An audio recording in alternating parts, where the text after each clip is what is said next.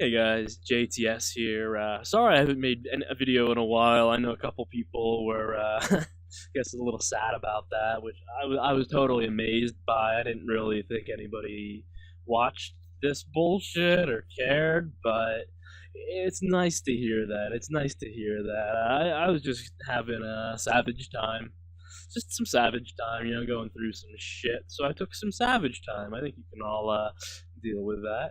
But today we're going to get into something a little bit different, a little interesting. It's America's assignment with destiny. And let's go ahead and start with our first excerpt, chosen by the great Bill Cooper, who is my hero. Those desiring substantial evidence of the unfoldment of the great plan should follow the suggestion inscribed upon the monument to Christopher Wren in St. Paul's Cathedral and gaze about them. The rapid advancement in the social and political states of man, the increasing richness of human living, and the broadening vision towards individual and collective responsibility herald with auroral colors the rising of the Sun of Truth. There is much yet to be accomplished, but already the achievement is impressive. Even the most devout humanist cannot survey the orderly progress of the race and at the same time deny the existence of a well-integrated program. The light of the ancient Vedas is slowly but surely illuminating the whole world. The vision of man's noble destiny and the sacred sciences, which made possible the realization of that vision, have been guarded and served by the silent ones of the earth. The priesthoods of the sacerdotal colleges, the hierophants of the mystery schools, and the adept masters of the secret societies have been the guardians of man's noblest purpose, the perfection of his own kind. It is an inalienable right of every honorable person to be grateful for the opportunities which progress bestows. With this appreciation comes also an appropriate measure of resolution. The past proves the future, which is but the extension of good works towards their fullness. The mystery schools neither restrained nor limited the unfoldment of human institutions. Man fashioned his own civilization according to his natural instincts and convictions, and this process must continue, for growth is not hastened by the interference of authority. Man substantiates with his mind and heart that which he fashions with his hands. The esoteric tradition ensouls the ordinary work, revealing the larger purposes through the smaller ones. Not so long ago, 90% of the population of the earth was in physical slavery. Having liberated his body, the audacious creature must now free his heart and mind. Thus pressed on by a sovereign necessity, the world conqueror becomes the self-conqueror. Under a democratic concept of living, the responsibilities for progress pass to the keeping of the people.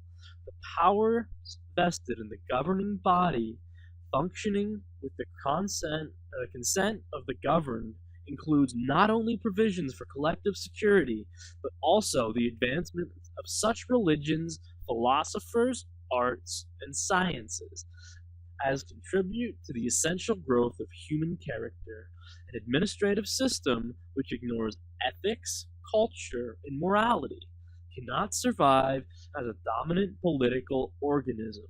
Democratic institutions must accept the task for which they were fashioned and become the conscious custodians of the democratic destiny. Hear that? Democratic destiny. Progress demands the most from those with the largest spheres of influence. Vast organizations, industrial, political, social, and educational, have been made possible by the modern lifeway. These have become the molders of public opinion, feared or respected according to the measure of integrity revealed in their management.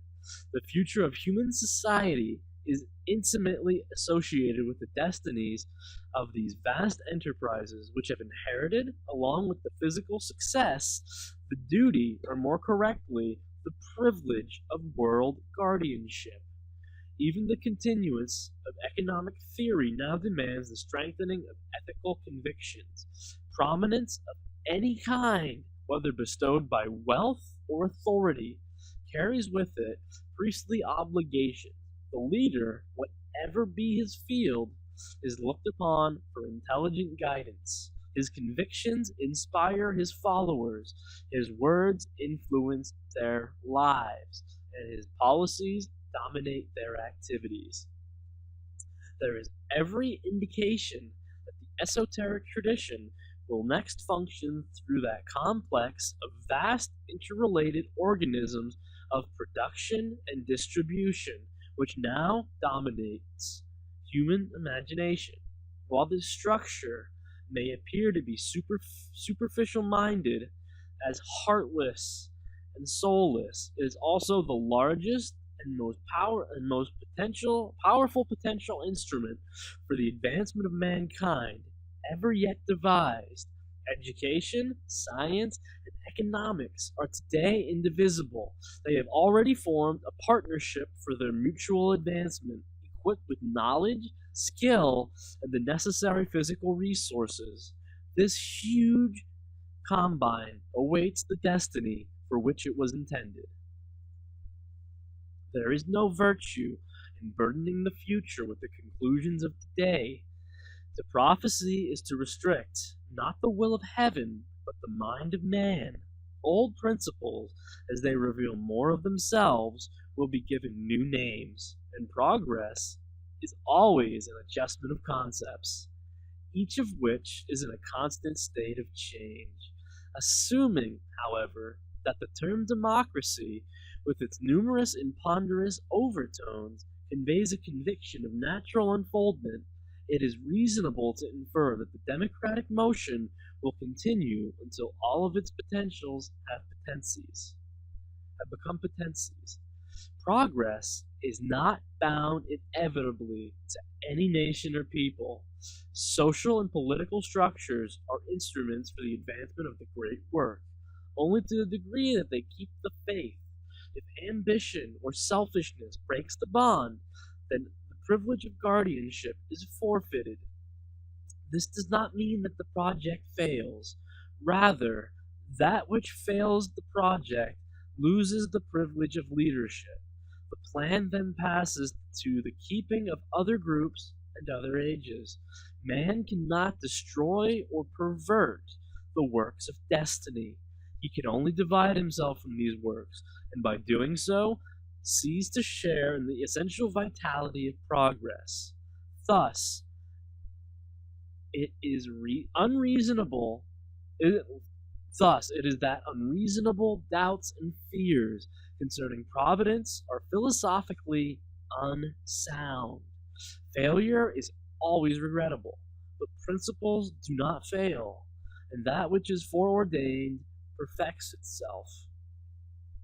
Although empires may collapse, great teachers be martyred, schools and systems perish, and enlightened leaders remain unhonored, the substance of the great work remains unchanged and unchangeable.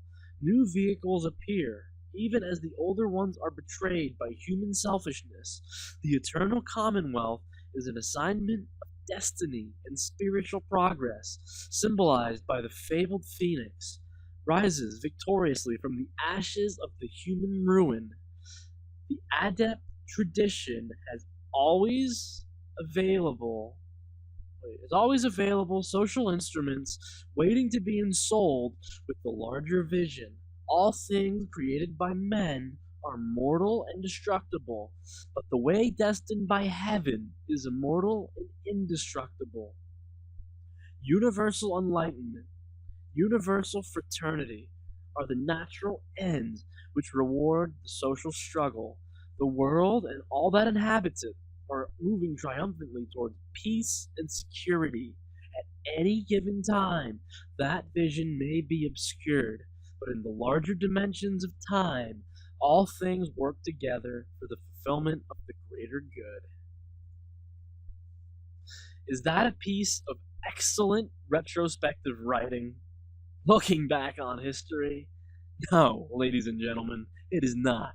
For this was written by Manly P. Hall in Los Angeles, California, in April of 1951. What he predicted is what is happening: a wedding, a marriage between the corporate world and the state, which is coming. He's talking here about socialism under a democratic concept of living, the responsibilities of progress passed to the keeping of the people, the powers vested in the governing body functioning with the consent of the governed include not only provisions for collective security, but also the advancement of such religions, philosophies, arts, and sciences as contribute to the essential growth of human character. Humanism. The concept that man will become God, and the new religion will change with the needs of man, not man conforming to the laws of God. Democratic institutions must accept the task for which they were fashioned and become the conscious custodians of the democratic destiny, and so on and so forth. Manly P. Hall was an adept, a highly degreed. In fact, he was a 33rd degree Freemason, may have held many, many other degrees in the secret societies of Mystery Babylon. He was a priest of the order. Now get comfortable. Make sure that you have everything you need, folks, because I'm going to take you with me on a journey back to the beginning of all that is, and we are going to come forward from that point to present so that you finally will have an understanding of America's assignment with destiny.